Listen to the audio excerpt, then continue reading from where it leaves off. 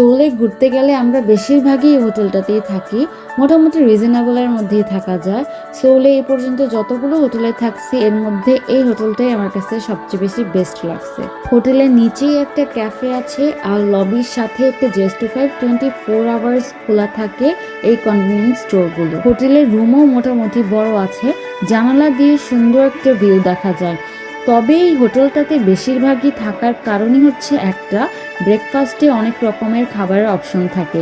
দেখা যায় যে ম্যাক্সিমাম হোটেলগুলোতেই ব্রেকফাস্টে মিট জাতীয় খাবারের অপশনটাই বেশি থাকে, তাই আমাদের প্রবলেম হয়ে যায়। বাট এটাতে মিট জাতীয় খাবার ছাড়াও মুসলিমদের খাওয়ার মতন অনেক রকমের খাবারের অপশন আছে।